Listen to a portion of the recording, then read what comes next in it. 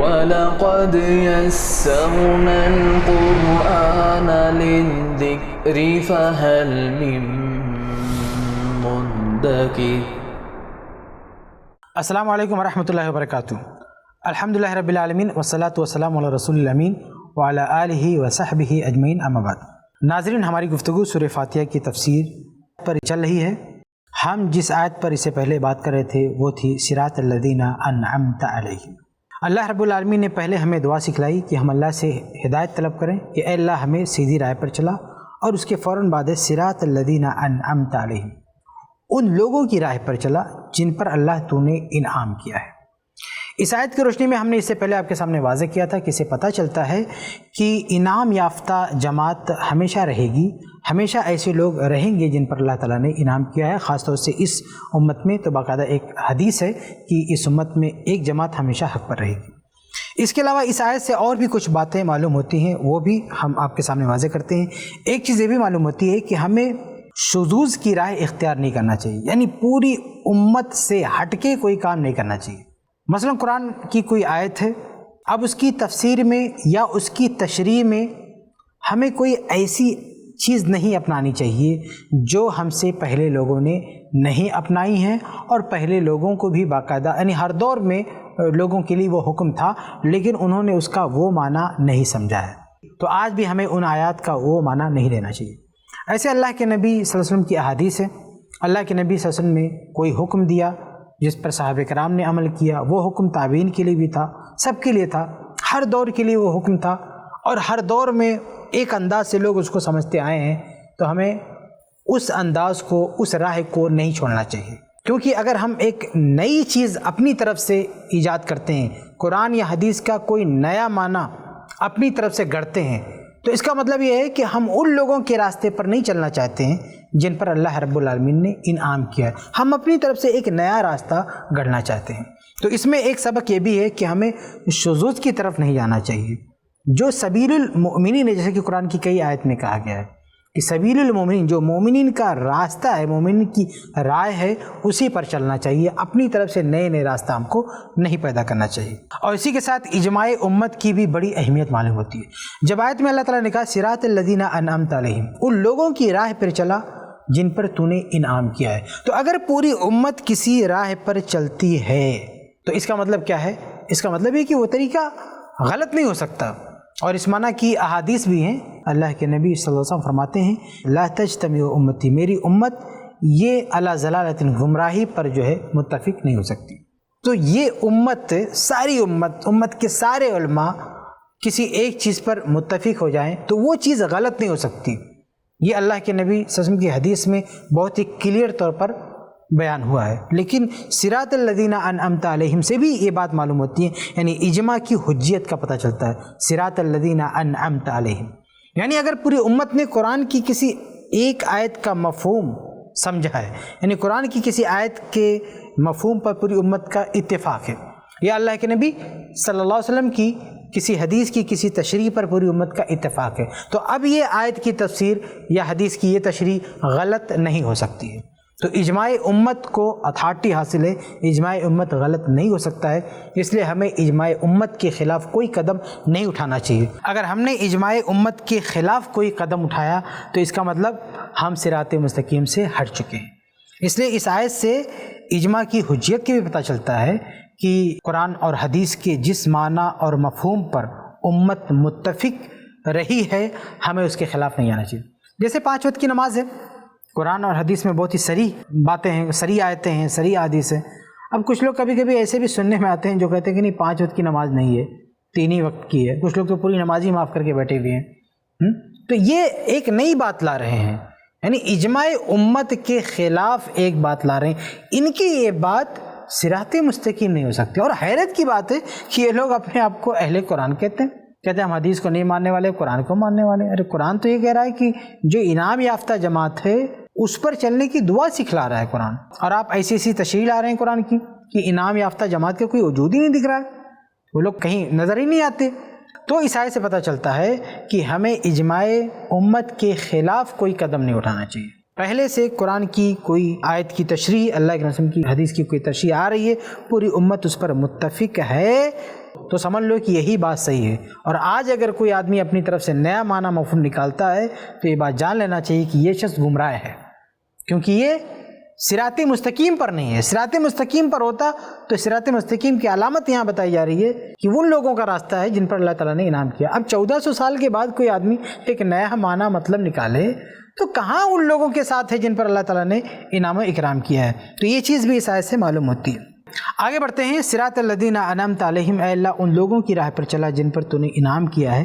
اس آیت میں ایک سبق یہ بھی ملتا ہے، ایک تعلیم یہ بھی ملتی ہے کہ ایسے جو لوگ بھی ہیں جن پر اللہ تعالیٰ نے انعام کیا ہے ان لوگوں سے ہماری محبت ہونی چاہیے۔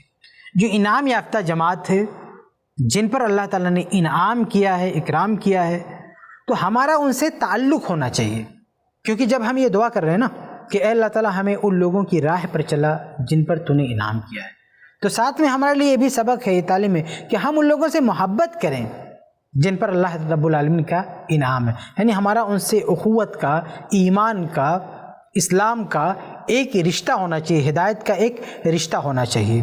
ایسا نہیں ہے کہ ہم ان کے خلاف جو ہے بد زبانی کریں اور ان سے محبت نہ کریں۔ تو یہ بھی ایک سبق ملتا ہے، کیونکہ جب وہ انعام یافتہ جماعت ہے تو ہمیں ان کے ساتھ محبت کا رویہ اپنانا چاہیے، اور جو آگے مغضوب علیہم اور ظالمین کا معاملہ ہے تو ان سے ہمارا محبت کا معاملہ نہیں ہونا چاہیے۔ جو ایمان والے ہیں، اسلام والے ہیں، ان سے ہمارا معاملہ محبت کا ہونا چاہیے۔ آگے بڑھتے ہیں۔ اب آئیے دیکھ لیتے ہیں کہ صراط الذین انعمت علیہم، کہ اللہ تعالیٰ نے جو کہا ہے کہ ان لوگوں کی راہ پر چلا جن پر تو نے انعام کیا ہے، تو کیا کہیں قرآن میں یا حدیث میں کہیں پر یہ وضاحت ملتی ہے کہ وہ انعام یافتہ لوگ کون ہیں؟ ان کے بارے میں کوئی اور تشریح ملتی ہے؟ تو جی ہاں، قرآن میں سورہ نساء آیت 69 میں جب ہم دیکھتے ہیں تو اللہ تعالیٰ فرماتا ہے وَمَن يُطِعِ اللَّهَ وَرَسُولَهُ فَأُولَٰئِكَ مَعَ الَّذِينَ أَنْعَمَ اللَّهُ عَلَيْهِم مِّنَ النَّبِيِّينَ وَالصِّدِّيقِينَ وَالشُّهَدَاءِ وَالصَّالِحِينَ۔ اس آیت میں اللہ تعالیٰ نے ذکر کیا ہے کہ انعام یافتہ جماعت کون سی۔ اللہ فرماتا ہے جو اللہ کی اطاعت کرتا ہے، اللہ کے رسول صلی اللہ علیہ وسلم کی اطاعت کرتا ہے، فَأُولَٰئِكَ، تو یہی وہ شخص ہے جو مع الذین، ان لوگوں کے ساتھ ہوگا، انعم اللہ علیہم، جن پر اللہ تعالیٰ نے انعام کیا ہے۔ جو اللہ کی اطاعت کرے، رسول کی اطاعت کرے، وہ ان لوگوں کے ساتھ ہے جن پر اللہ تعالیٰ کا انعام ہے۔ اب آگے ذکر ہے من النبیین، جو انبیاء کی جماعت ہے ان پہ اللہ تعالیٰ کا انعام ہے، والصدیقین، اور جو صدیقین کی جماعت ہے ان پر اللہ تعالیٰ کا انعام ہے۔ اور یہیں سے بعض اہل علم نے کہا ہے کہ خلیفہ اول ابو بکر صدیق رضی اللہ عنہ کی فضیلت بھی یہاں سے معلوم ہوتی ہے، کیونکہ وہ بھی صدیق ہیں۔ ابو بکر صدیق، ان کا لقب بھی صدیق ہے، کیونکہ انہوں نے اللہ کے نبی صلی اللہ علیہ وسلم کی ایسے وقت میں تصدیق کی جب کفار مشرکین آپ کی تکذیب کر رہے تھے، تو اللہ تعالیٰ صدیقین کو شمار کر رہا ہے انعام یافتہ جماعت میں۔ تو یہاں سے ابو بکر صدیق رضی اللہ عنہ کی فضیلت معلوم ہوتی ہے۔ تو اللہ تعالیٰ کہتا ہے کہ انعم اللہ علیہم، جن پر اللہ تعالیٰ کے انعام ہے، کون ہے؟ من النبیین، انبیاء، والصدیقین، اور صدیقین جو تصدیق کرنے والے ہیں اللہ کے رسول صلی اللہ علیہ وسلم کی، والشہداء، اور جو اللہ کے کلمے کو بلند کرنے کی خاطر شہید ہو گئے، والصالحین، اور نیک لوگ۔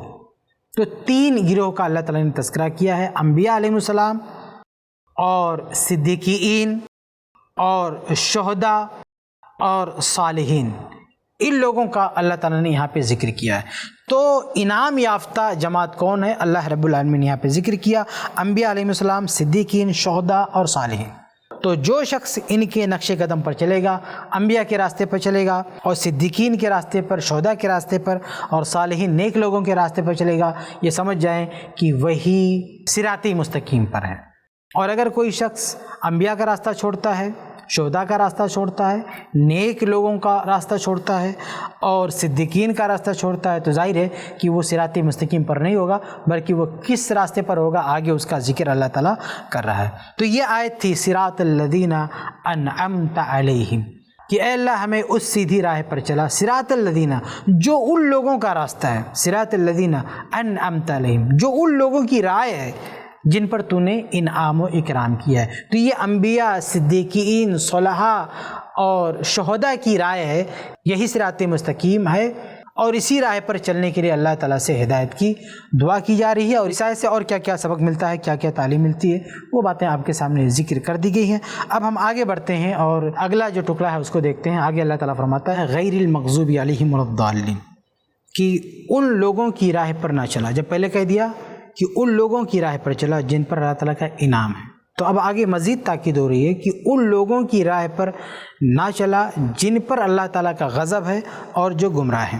تو یہاں دو گروہ کا تذکرہ ہوا ہے، ایک وہ جن پر اللہ تعالیٰ کا غضب ہے مغضوب علیہم، اور دوسرا ضالین گمراہ ہے۔ تو یہ دونوں کون لوگ ہیں، کن کی طرف اشارہ ہے؟ تو آئیے اس کو بھی دیکھتے ہیں۔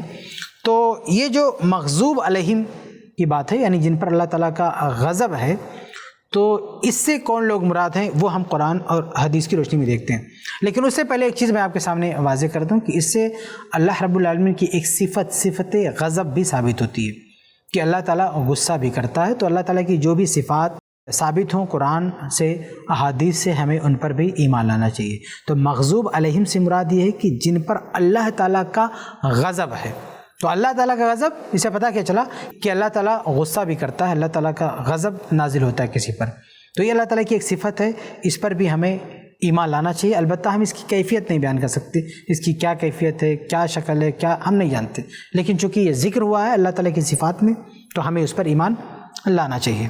اب آئیے آیات اور حدیث کی روشنی میں سمجھنے کی کوشش کرتے ہیں کہ مغضوب علیہم سے کون لوگ مراد ہیں، یعنی کن کے بارے میں کہا جا رہا ہے کہ ان پر اللہ تعالیٰ کا غضب نازل ہوا ہے۔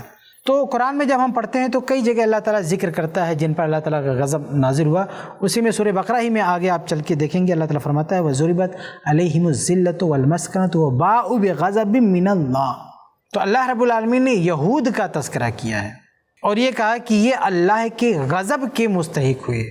تو ان آیات میں جن میں اللہ تعالیٰ نے آگے قرآن میں بڑی صراحت کے ساتھ کہا ہے کہ یہود یہ اللہ کے غضب کے مستحق ہوئے، تو اس سے پتہ چلتا ہے کہ مغضوب علیہم سے مراد کون ہے؟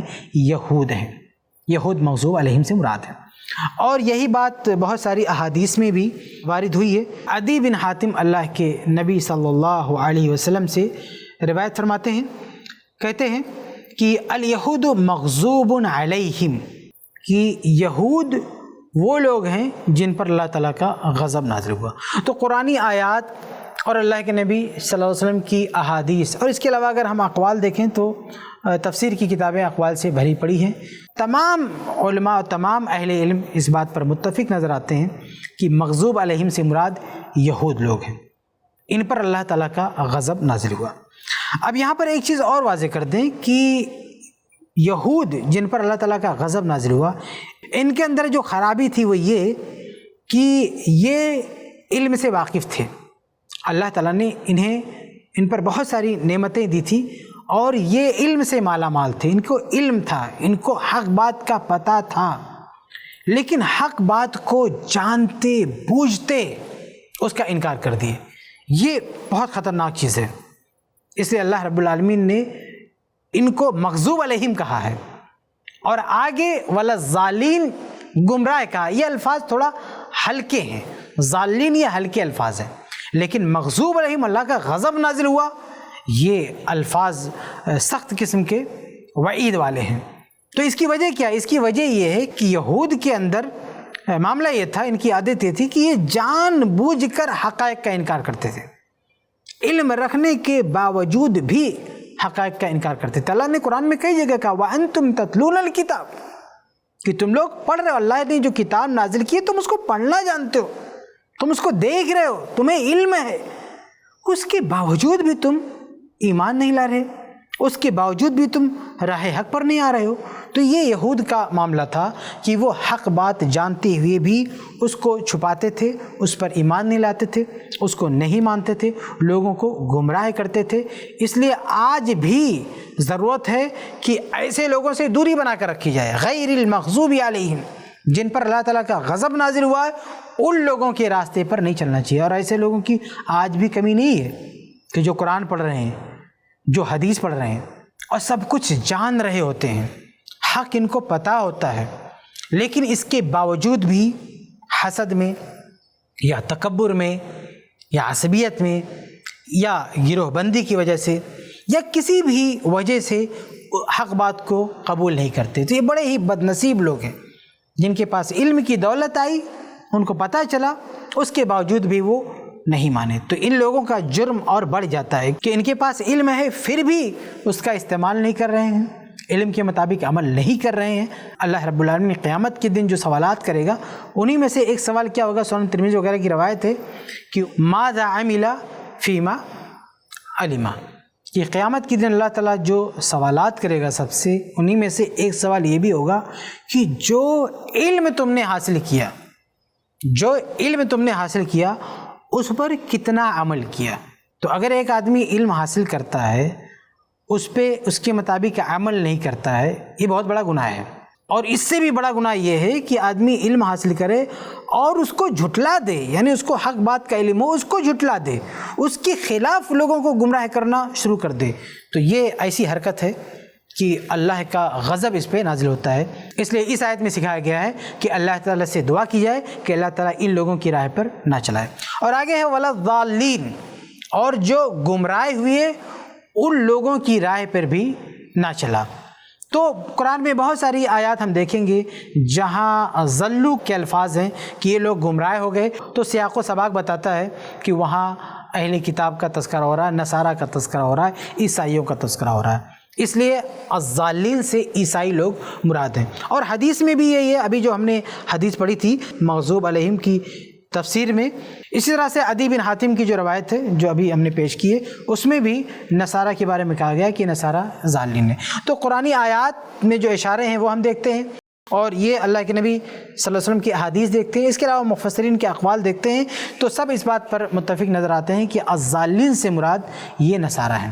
اب ان کے اندر معاملہ کیا تھا کہ یہ یہود کی طرح سے علمی معاملے میں کمزور تھے، ان کو اس طرح سے پختہ علم نہیں ہوتا تھا، اس کی وجہ سے یہ راہ حق سے بھٹک گئے، اس لیے یہ بھی گمراہ ہیں اور یہ بھی حق سے دور ہیں، صراط مستقیم پر نہیں ہیں، لیکن ان کے لیے الضالین کہا گیا ہے کیونکہ یہ گمراہ لوگ ہیں۔ تو صراط مستقیم سے جو لوگ ہٹے ہوتے ہیں ان کی یہ دو قسمیں ہوتی ہیں عام طور سے۔ پہلی قسم ان لوگوں کی جن کے پاس علم ہوتا ہے پھر بھی وہ قبول نہیں کرتے ہیں، یہ مغضوب علیہم ہوتے ہیں، اور دوسری قسم ان لوگوں کی جن کے پاس علم ہی نہیں ہوتا ہے تو یہ الضالین ہوتے ہیں۔ پہلی قسم کی مثال یہود ہے اور دوسری قسم کی مثال نصارہ ہیں، اور ان دونوں کی روش سے بچنے کے لیے دعا کی تعلیم سورہ فاتحہ کے اندر دی گئی ہے۔ اس سے پتہ چلتا ہے کہ گمراہی کے دو راستے ہوتے ہیں، ایک علم بلا عمل اور ایک عمل بلا علم۔ یہ دونوں گمراہی کے راستے ہیں کہ آدمی کے پاس علم ہو لیکن عمل نہ کرے، اور دوسرا آدمی کے پاس علم نہ ہو اور بغیر علم کے جو چاہے عمل کرنا شروع کر دے۔ یہ گمراہی کی دو رائے ہوتی ہے۔ صحیح رائے یہ ہے کہ صحیح علم آدمی حاصل کرے اور اس کے مطابق عمل کرے، یہ سیدھی راہ ہے، یہ صراط مستقیم ہے۔ لیکن اگر آدمی علم حاصل کرے لیکن عمل ہی نہ کرے، عمل میں نہ لائے، تو گمراہ ہے، وہ مغضوب علیہم ہو سکتا ہے۔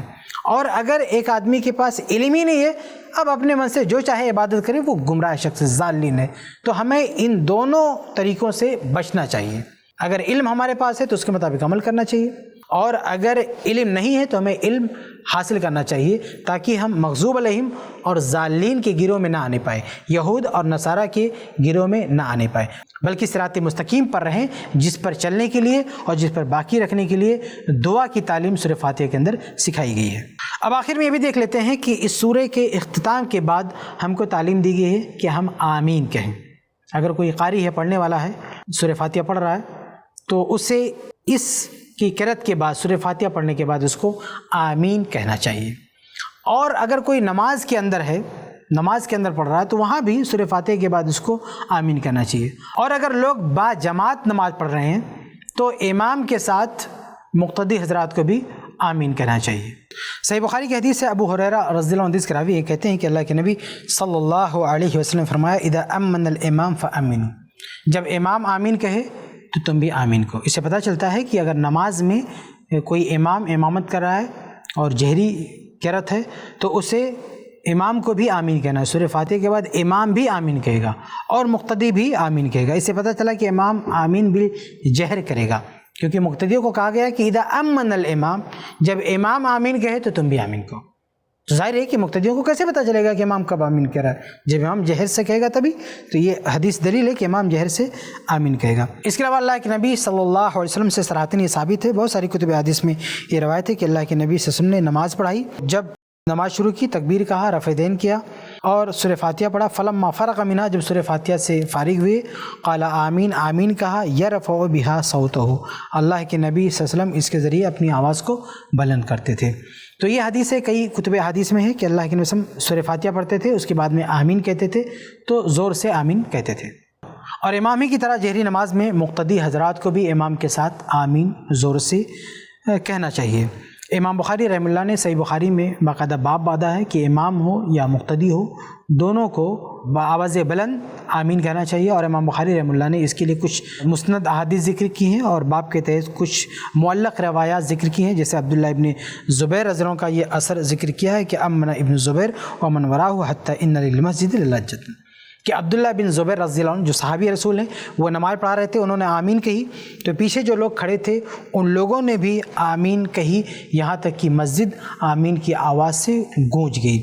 اس طرح کی روایت اور بھی کئی صحابہ کرام سے ہیں. یہ روایت صحیح بخاری میں تو معلق ہے، لیکن مصنف عبدالرزاق اور بہت ساری کتب حدیث میں یہ روایت متصل سند کے ساتھ، صحیح سند کے ساتھ وارد ہے کہ صحابہ کرام بھی زور سے آمین کہتے تھے. عبداللہ ابن زبیر اور صحابی رسول ابو ہریرہ رضی اللہ عنہ اور بہت ساری روایات ہیں. شیخ البانی رحمہ اللہ نے الضعیفہ میں ایک جگہ اس پر تفصیل سے بحث کی ہے کہ امام اور مقتدی یہ دونوں بآواز بلند آمین کہیں گے. تو سورہ فاتحہ کے بعد چاہے آدمی ایسے ہی تلاوت کر رہا ہے تو سورہ فاتحہ کے بعد اس کو آمین کہنا چاہیے، اور اگر نماز میں تلاوت کر رہا ہے اکیلے تو بھی اس کو آمین کہنا چاہیے، اگر سری تلاوت کر رہا ہے تو بھی آمین کہنا چاہیے، اور اگر جہری تلاوت کر رہا ہے تو بھی آمین کہنا چاہیے. اور اگر جماعت کے ساتھ کوئی نماز پڑھ رہا ہے تو امام جیسے سورہ فاتحہ پڑھے گا وہ آمین کہے گا، اور پیچھے جو مقتدی حضرات ہیں وہ بھی سورہ فاتحہ کے ساتھ آمین کہیں گے. اللہ کے نبی صلی اللہ علیہ وسلم نے ایک دوسرے حدیث میں، صحیح بخاری کی حدیث ہے، اس بات کی ترغیب دی ہے کہ جماعت میں جب امام آمین کہے تو مقتدی کی آمین بھی اسی کے ساتھ ہونی چاہیے. اللہ کے نبی صلی اللہ علیہ وسلم فرماتے ہیں کہ جب امام آمین کہے تو تم بھی آمین کہو، کیونکہ جس کی آمین فرشتوں کی آمین کے ساتھ مل کی اس کی مغفرت ہو جائے گی. تو اللہ کے نبی صلی اللہ علیہ وسلم نے یہ ترغیب دی ہے کہ جہری نماز میں ایک ساتھ امام مقتدی کو آمین کہنا چاہیے. تو سورہ فاتحہ کے بعد آمین کہنے سے متعلق یہ کچھ باتیں تھیں جو آپ کے سامنے واضح کی گئی. ایک اور بات آپ کے سامنے واضح کرتا ہوں کہ آمین ایک بار بولنا ہے. جب ہم کہیں ولا الضالین تو اس کے بعد آمین ایک بار کہنا ہے. بعض روایتوں میں آتا ہے کہ آمین کئی بار کہنا، وہ روایتیں ضعیف ہیں. ہماری ایک کتاب ہے قرآنی آیات کا جواب نماز اور غیر نماز میں، اس پر ہم نے ان روایات سے متعلق پوری تفصیل پیش کی ہے کہ ایسی کوئی روایت صحیح سند سے ثابت نہیں ہے کہ سورہ فاتحہ کے بعد آمین آمین. کچھ لوگ کئی بار آمین کہتے ہیں. ہمارے یہاں دیکھیے یہ افراط و تفریط ہے. کچھ لوگ ہیں جو سورہ فاتحہ کے بعد آمین ہی نہیں کہتے، اور کچھ لوگ ہیں جو کئی بار آمین کہتے جاتے ہیں. یہ دونوں طریقہ غلط ہے. سورہ فاتحہ کے بعد آمین کہنا ایک بار کہنا ہے، اور کئی بار کہنے والی روایت صحیح نہیں ہے. ایسے بعض لوگ کہتے ہیں رب اغفر لی آمین، یعنی آمین کے آگے رب اغفر لی بڑھا دیتے ہیں. یہ بھی کسی صحیح حدیث سے ثابت نہیں ہے. صحیح بات یہ ہے کہ سورہ فاتحہ کے بعد آمین پڑھنا چاہیے، چاہے آدمی اکیلے قرات کر رہا ہے یا نماز میں کر رہا ہے، امام کے ساتھ ہے، منفرد ہے، کسی بھی شکل میں اگر سورہ فاتحہ کوئی پڑھ رہا ہے تو اسے اس کے بعد آمین کہنا چاہیے. اور باجماعت نماز ہو رہی ہے تو اس کا طریقہ کیا ہوگا وہ بھی آپ کے سامنے بیان کر دیا گیا. یہیں پر سورہ فاتحہ کی تفسیر ختم ہوتی ہے. اللہ تعالیٰ سے دعا کرتے ہیں کہ اللہ تعالیٰ ہم سب کو قرآن فہمی اور اس کے مطابق عمل کی توفیق عطا فرمائے. انشاءاللہ آگے ہم سورہ بقرہ کی تفسیر آپ کے سامنے رکھیں گے. اللہ تعالیٰ ہم سب کو حق بات کہنے اس کے مطابق عمل کی توفیق دے. آمین یا رب العالمین. الحمدللہ، اس سیریز کو بنانے میں خالد العمیری اور ان کی فیملی نے پورا تعاون کیا ہے. ایسے ہی اور ویڈیوز بنانے میں ہماری مدد کریں.